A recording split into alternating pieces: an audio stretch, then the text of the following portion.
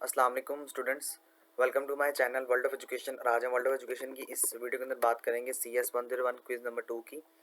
और easy quiz था आपका, बिल्कुल भी मुश्किल नहीं था। और मेरी कोशिश होगी कि मैं इंशाल्लाह ताला आपको तमाम तर जो एक्टिविटीज़ हैं या तमाम तर जो इंपॉर्टेंट चीज़ें हैं जो कि आपके फाइनल पेपर में भी आ सकती हैं, इंशाल्लाह उन तमाम तर चीज़ों को आपके साथ जो है वो शेयर करूँगा और आप लोगों को जो है वो बेहतरीन वे में समझाने की कोशिश भी करूँगा। सबसे पहला क्वेश्चन देखें, how many relational operators are offered by C++। सबसे पहले रिलेशनल या रैशनल ऑपरेटर या रिलेशनल ऑपरेटर्स क्या होते हैं। देखिए, इनका काम ये होता है कि एक दूसरे के साथ चीज़ों को कंपेयर करते हैं। जिस तरह मिसाल के तौर पे 2, ठीक है, इज़ इक्वल टू 2। इसी तरह से 2 is less than 1, sorry 2 is greater than 1। तो ये जो आपको ये जो नज़र आ रहा है ना, ये इक्वल का साइन और ये वाला जो लेस देन का साइन है, ये ग्रेटर देन का जो साइन है, ये तमाम जो है ये रैशनल ऑपरेटर्स होते हैं जिनका काम होता है, जिनका काम ये होता है कि ये आपको ऑपरेट करके देते हैं।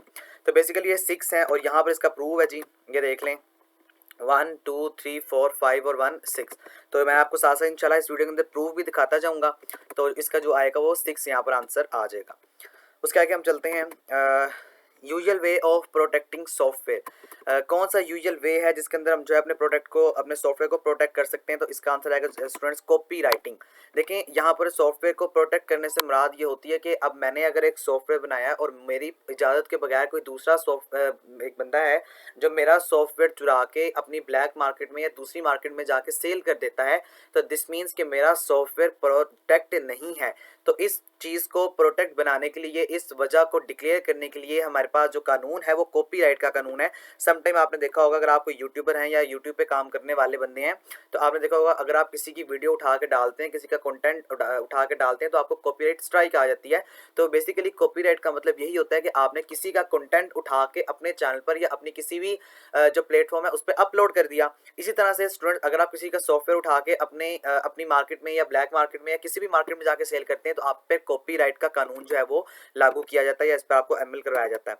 ये देखें, इसका प्रूव है, copyright is also the usual way to protecting software. Copyright जो है ये यूजुअल वे है जिससे हम जो है अपने सॉफ्टवेयर को प्रोटेक्ट करते हैं।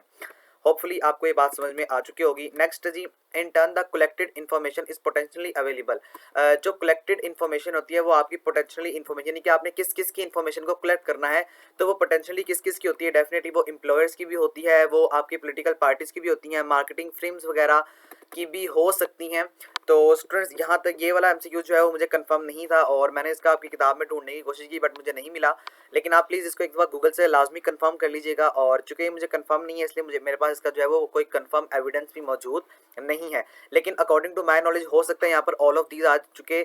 जो हमारे पास जो डेटा होता है वो एम्प्लॉयर का भी होता है, डेटा जो हमारे पास होता है वो पॉलिटिकल पार्टीज का भी होता है। इसके अलावा हमारे पास जो मार्केटिंग फिल्म्स होती हैं, यानी कि जो एड बनाने वाली कंपनीज आप कह सकते हैं, इसका मार्केट करने वाली जो कंपनी होती है, उनका डेटा भी डेफिनेटली हमारे पास मौजूद होता है। तो all of the given option according to my knowledge is the right answer. But फिर भी मैं आपको कह रहा हूँ, आप इसको एक दफ़ा कंफर्म जरूर कीजिएगा। और अगर ये क्वेश्चन ठीक है, आप प्लीज़ कमेंट्स में दूसरे स्टूडेंट्स के लाजमी मेंशन कर दें।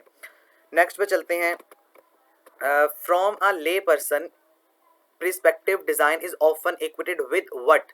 ये भी आपका बड़ा एक इंपॉर्टेंट एमसीक्यूज है और ये आपके स्टूडेंट्स एमसीक्यूज के अंदर स्पेशली बहुत ज़्यादा जो फाइनल टर्म का पेपर होता है उसमें एमसीक्यूज के हवाले से बहुत इंपॉर्टेंट है। एमसीक्यूज में इसकी बहुत दफ़ा एमसीक्यूज आपके पेपर में आ चुका है, तो इसको प्लीज़ याद कर लें। ये जो आपके पास आंसर है, मैं आपके लिए दोबारा एक क्वेश्चन को रिपीट कर रहा हूँ कि जो ले पर्सन होता है उसके लिए डिज़ाइन के लिए हम क्या इस्तेमाल करते हैं, व्हाट का जो वर्ड है वो इस्तेमाल करते हैं। ठीक है, इसका एविडेंस भी मेरे पास मौजूद है। तो यहाँ पे देखें कि the problem is to be solved with design is about developing the solution to the problem. उसके आगे नीचे लिखा हुआ है कि perspective requirement analyse is often equated with design what a software system. ये जो आपको व्हाट नजर आ रहा है, मैं आपके लिए एक दफा इसको दोबारा हाईलाइट कर रहा हूँ। ये देखिए, यहाँ पर आपको जो व्हाट नजर आ रहा है यही आपका जो है वो एक मेन आंसर है। तो ये आपका एक इंपॉर्टेंट एमसीक्यूज है। होपफुली आप इसको जो है वो इजीली समझ चुके होंगे और अब आप इसको भूलेंगे नहीं। उसके आगे देखते हैं, तो today database technology combine with dash technique. आज के ज़माने में जो डेटाबेस टेक्नोलॉजी है उसको जोड़ दिया गया है किस टेक्निक के साथ, डेटा माइनिंग टेक्निक के साथ। ये भी आपके लिए एक फाइनल टर्म के हवाले से स्टूडेंट्स बड़ा इंपॉर्टेंट एमसीक्यूज है। हमेशा ये बात याद रखिएगा, जो आपको क्विज के अंदर क्वेश्चंस आते हैं तकरीबन फाइनल टर्म में वो आपके पेपर में आते हैं। ऐसा नहीं होता कि ये जो एमसीक्यूज आपसे क्विज में पूछे जा रहे हैं आपके पेपर में फाइनल में नहीं आएंगे, तो हमेशा ये आपके पेपर में आते हैं। अब आपकी लक पे डिपेंड करता है कितना आपका जो पेपर है वहाँ से रिपीट होता है। लिखा हुआ है to today database technology combine with data mining technique it is important management tool. तो देखिए आपको यहाँ पर मैंने इसका प्रूफ भी दिखा दिया कि आजकल जो डेटाबेस की टेक्नोलॉजी है इसको कंबाइन किया गया है डेटा माइनिंग टेक्निक के साथ। और डेटा माइनिंग यहाँ पर देखें इसका जो है वो मैंने यहाँ पर आंसर लगाया हुआ है। उसके आगे which of the following is correct for incremental model, इसमें से इंक्रीमेंटल मॉडल जो है वो कौन सा करेक्ट है, तो ये आएगा first incremental is the simplified version, all increments are created at all increments are created at once, फिर first increment in the complex version या development completes in maximum 4 increments। तो इसका जो करेक्ट ऑप्शन है that is the first increment is the simplified version। ये भी आपके जो बुक है यहाँ से हुआ है, तो यहाँ पे कहीं ना कहीं ढूंढने वाला है, एक मिनट। ओके जी, यहाँ पे देखें ये आपके पास यहाँ पर लाइन लिखी हुई है कि the first being a simplified version of the final product with limited functionality. ठीक है, ये आपके पास आया हुआ है आपका क्वेश्चन। वो आपसे कह रहा था कि आपने करेक्ट जो है वो एक बात या एक करेक्ट आपने जो माइनिंग है सेंटेंस है उसको चूज करना है। तो मैं आपको उस एमसीक्यूज के ऊपर दोबारा लेके चलता हूँ। तो देखिए यहाँ पर फर्स्ट इंक्रीमेंट जो मॉडल होता है ये आपके लिए एक सिंपल या एक सिंप्लीफाइड वर्जन होता है जिसके अंदर लिमिटेड फंक्शनैलिटी होती है। आपके पेपर में या आपके क्विज में कुछ इस तरह से भी आ सकता है कि first increment model is a simplified version that is dash. तो उस डैश की जगह आपको ऑप्शन दिए जा सकते हैं लिमिटेड फंक्शनैलिटी या बेसिक फंक्शनैलिटी या मैक्सिमम फंक्शनैलिटी। तो जो आपका फर्स्ट इंक्रीमेंट मॉडल होता है तो ये आपके लिए लिमिटेड फंक्शनैलिटी को अपने अंदर जो है या रखता है, या इसी में इसमें जो होती है वो लिमिटेड फंक्शनैलिटी होती है। बाकी इसका कोई आंसर जो है वो ठीक नहीं है, तो ये आपका पहला ऑप्शन जो है वो ठीक हो गया यहाँ पे। नेक्स्ट ऑप्शन देखते हैं, in case of the increment model these prototypes evolve into the complete final system a process known as. ऐसा केस जिसके अंदर इंक्रीमेंट मॉडल जो है अपनी प्रोटोटाइप्स में कंप्लीट हो चुका हो, यानी कि आप अगर एक सॉफ्टवेयर बना रहे हैं और वो सॉफ्टवेयर आपका कंप्लीट हो चुका है, इस तरह के अमल को या इस तरह के प्रोसेस को हम क्या कहते हैं, तो इस तरह के प्रोसेस को हम एवोल्यूशनरी प्रोटोटाइपिंग का नाम जो है वो देते हैं।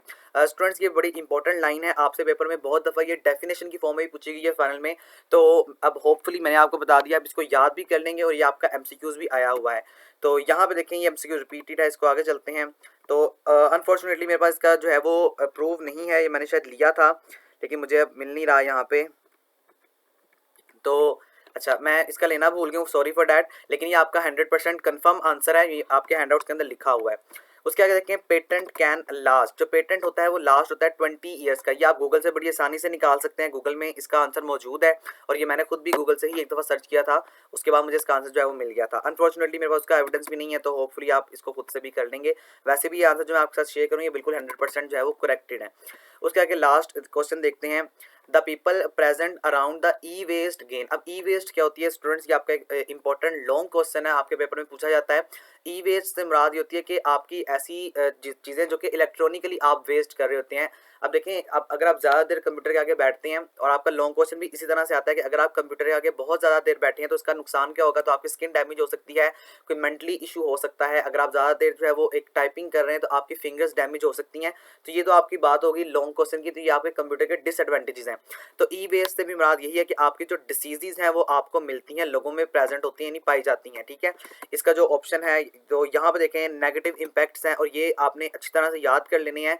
ये तमाम जो नेगेटिव इम्पैक्ट्स हैं ये आपके फाइनल पेपर्स के हवाले से बड़े इंपॉर्टेंट है, और मेरा मेन मकसद आपको कुछ समझाने का भी ये था कि मैं आपको कुछ फाइनल के हवाले से मजीद इन्फॉर्मेशन जो है वो दे सकूँ। बाकी आपको प्रिपरेशन लिंक मेरे चैनल पर मिल जाएगा, लिंक आपको डिस्क्रिप्शन में मिल जाएगा, ज़रूर देखिएगा। इंशाल्लाह वहाँ से आपको तमाम आपका जो कॉन्सेप्ट होगा बड़ी अच्छी तरह से क्लियर हो जाएगा। यहाँ पे देखें लिखा हुआ है e waste gain diseases such as skin cancer, brain damage वगैरह वगैरह। तो ये आपका जो करेक्ट आंसर आएगा दैट इज़ द डिसीजेज।